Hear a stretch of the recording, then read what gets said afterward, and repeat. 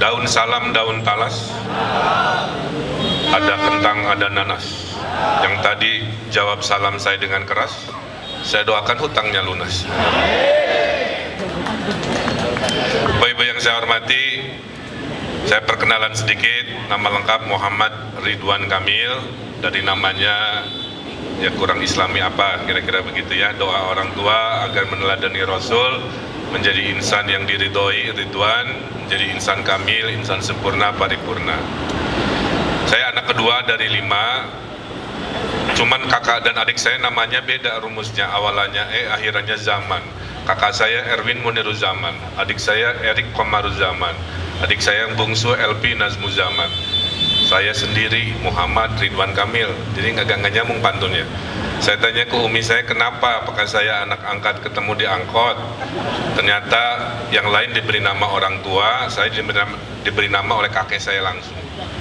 Kakek saya adalah sama khotib juga. Nah, jadi ini golongan khotib. Kakek saya khotib Kiai Haji Muhyiddin. Karena lahir di zaman kolonial, beliau adalah Panglima Hizbullah, Pak. Jadi kakek saya adalah Panglima Perang, membela NKRI, membela Islam dengan perjuangan. Di penjara Belanda 2 kali, Pak, ya, bersama santri-santri. Putra keduanya, Panglima santrinya Sahid, Pak, gugur di ujung Berung Bandung saat kolonial. Saat DITI kami disuruh gabung, kakek saya nggak mau, ya. Kemudian zaman PKI, paman saya dibunuh oleh PKI, Pak. Jadi keluarga Ridwan Kamil itu sudah berkorban nyawa, berkorban kemerdekaan demi NKRI. Wasiatnya cuma 2, jaga agama, bela negara. Nah sekarang cucunya sedang bertakdir untuk memimpin, mudah-mudahan diberkahi dan tidak ada perjuangan, tentunya keberhasilan tanpa kemenangan. Saya titip kepada para kiai, sampaikan apa adanya, nasab saya seperti apa, kemudian juga program-programnya. Insya Allah khotib-khotib semua kalau terpilih saya akan perhatikan, ya, dalam bentuk kesejahteraan nanti kami hitung, kami komitmenkan. Kenapa? Waktu saya wali kota Bandung, kota saya kotor. Saya minta khotib ceramah 2 tahun, anadofatu minal iman dan ayat-ayat lainnya, Pak. Target 3 tahun Adipura, tahun 1,5 tahun kedua udah dapat Adipura. Itu Pak Kiai Haji Miftah Farid bikin panduan buku saku isinya ayat-ayat tentang kebersihan. Ini juga sama, selama 5 tahun Bapak tidak akan saya tinggalkan. Kalau sudah menang, Bapak adalah mitra kami menyampaikan pesan-pesan kepada masyarakat, ya. Urusan banjir, urusan polusi, urusan kemacetan pasti diurus. Tapi nanti ada pendidikan gratis buat anak cucu Bapak di swasta, tidak hanya di negeri, ya. Ada program 200 juta per RW, pengurusi masjid, khotib nanti diatur pergi umroh dan haji kita atur juga. Kita dahulukan jadi petugas haji tahunan, nanti kita atur seadil-adilnya, ya.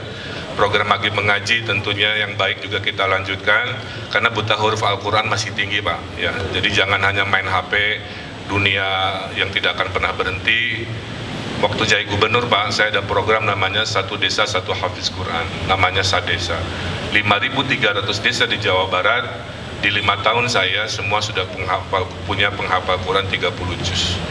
Karena berdakwah dengan kekuasaan, itulah tugas umaro. Atiullah wa atiur rasul wa ulil alimri minkum. Nah saya mudah-mudahan masuk golongan yang ditaati sebagai pemimpin, kan kira-kira begitu. Terakhir ibu saya memberi 5 nasihat, ya. Anakku, pemimpin itu kekuasaan hanya sementara, ya.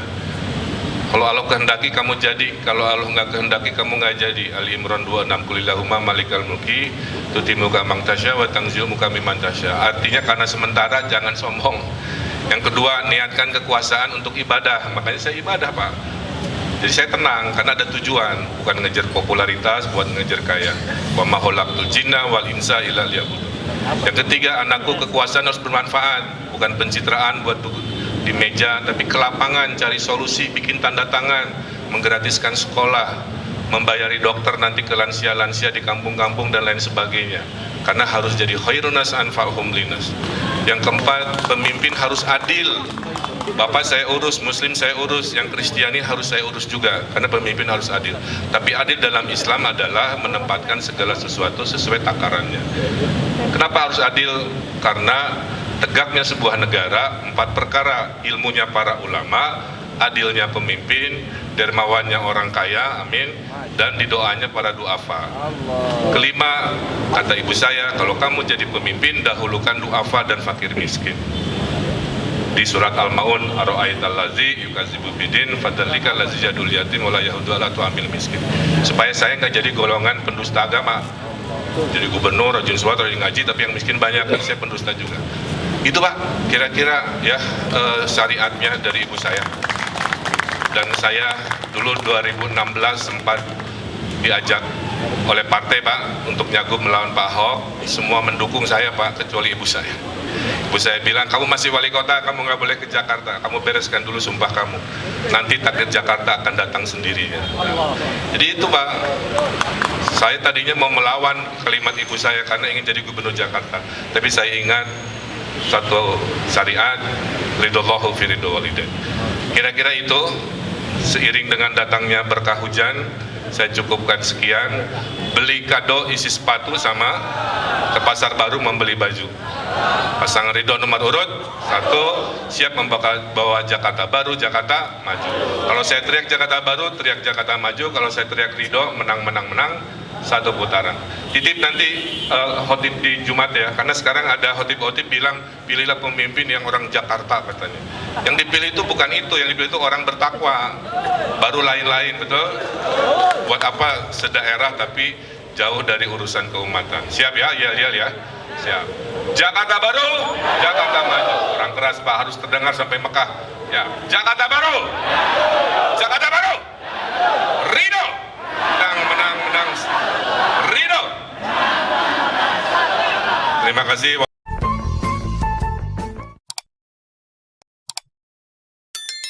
Program keumatan ya, jadi kalau memang audiensnya para khotib, ya tentunya yang dibicarakan sesuai dengan kekhususannya, kira-kira begitu. Tadi saya sampaikan program keumatan kita akan dukung, akan teruskan, tapi umat-umat agama lain juga, karena sebagai pemimpin adil juga akan kita perhatikan. Kemudian yang baru mungkin nanti ada kesejahteraan khotib yang selama ini memang tidak tersentuh. Udah disepakati, nanti kita cari, kita hitung untuk diberikan perhatian ya oleh pemerintah Provinsi Jakarta di 5 tahun ke depan. Saya kira ini akan menguatkan, karena saya masih ingat dulu pengalaman ya, Kota Bandung tidak pernah dapat adipura.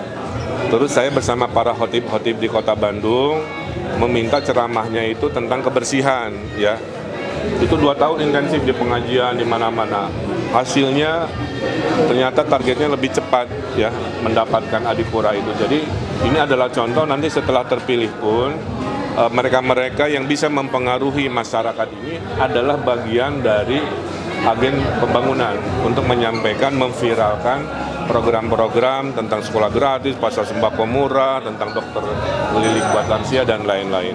Kenapa? Karena membangun Jakarta harus berkolaborasi bersama-sama. Saya kira esensinya itu. Terima kasih dukungannya untuk para khotib-khotib. Mudah-mudahan kembali Ridho bisa menang 1 putaran. Kang, 2 hari lagi persiapan debat kedua yang disiapkan apa aja?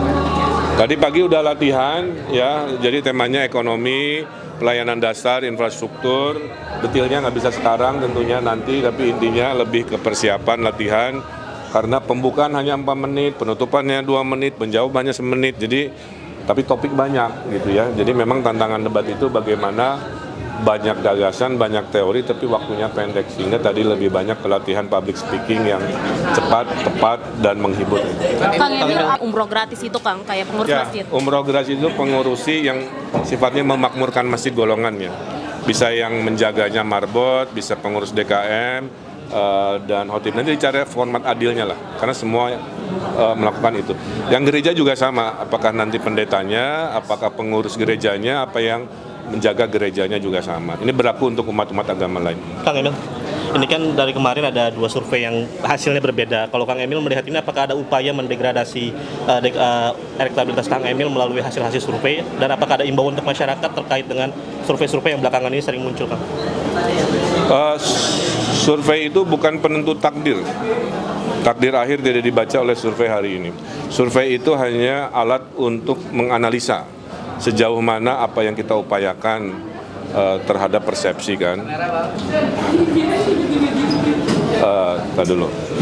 Nanyanya soalnya di sini. Jadi apa?